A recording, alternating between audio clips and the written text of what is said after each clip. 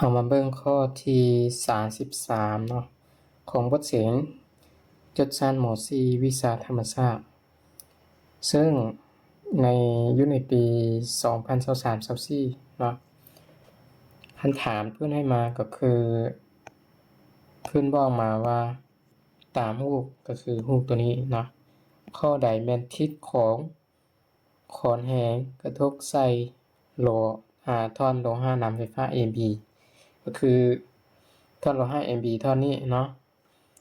ขอนแหงจะกระทบใส่ท่อนโลหะนี้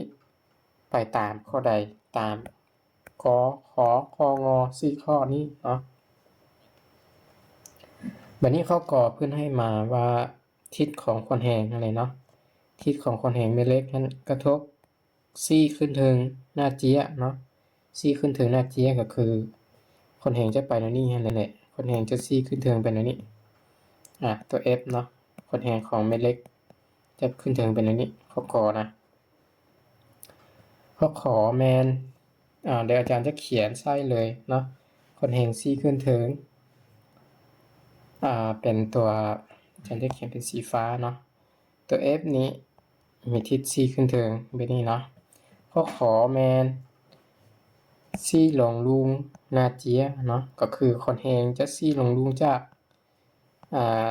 จะมีทิศเนาะซี่ลงลุงจากอันนั้น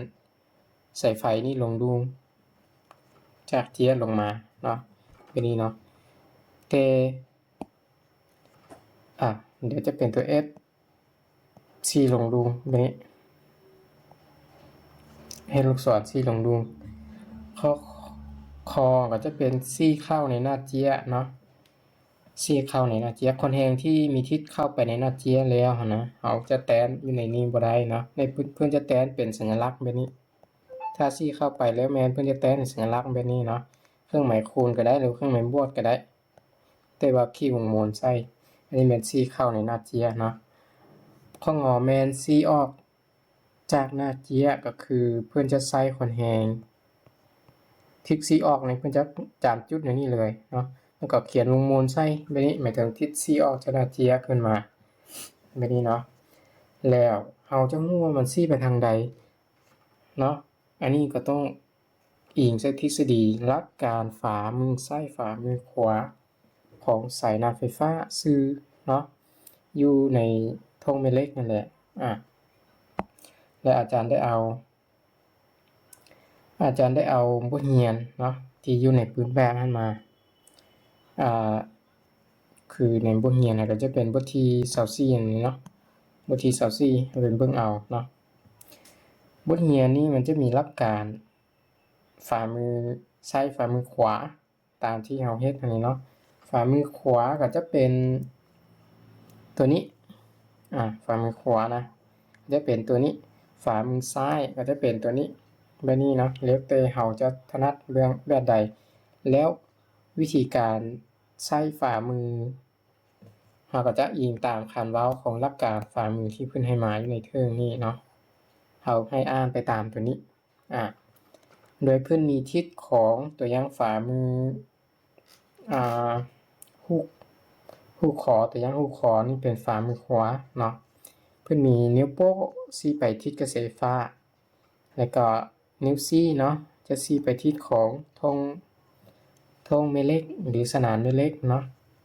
บัดนี้นิ้วกลางนี่ก็จะเป็นขอนแหงเนาะนิ้วกลางนี่ก็จะเป็นขอนแหง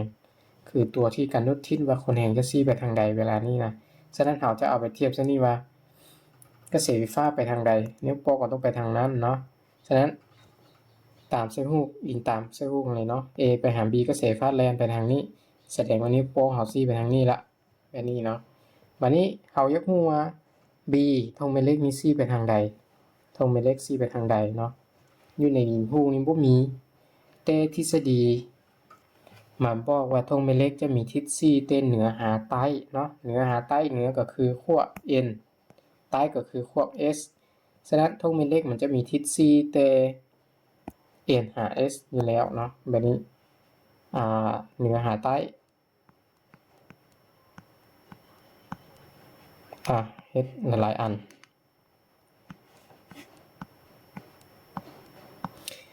ทิศ ทิศอันนี้เป็นทิศของธงแม่เหล็ก B เนาะ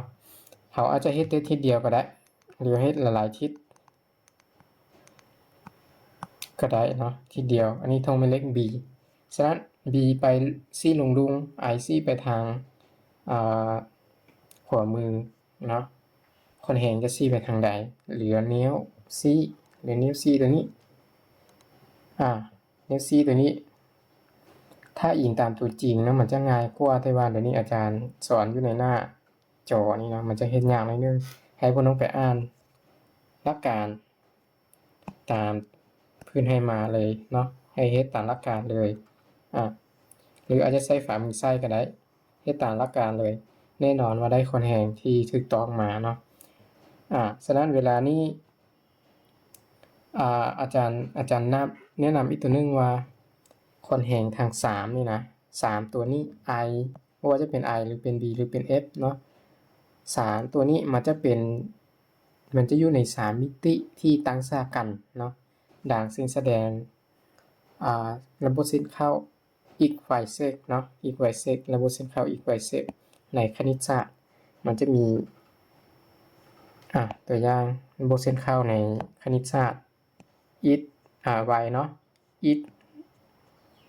แล้วก็มี z 3ตัวนี้นี่จังตัดตั้งฉากกันหมายจุดก่อนเนาะ x y x z แบบนี้3ตัวนี้มันจะตั้งฉากกันอยู่ในจุดนี้ซึ่งคือกำกับหลักการฝ่ามือนี่เลย3ตัวนี้ IBF พวกนี้ตั้งฉากกันเนาะตัวอย่างตัวนึงเป็น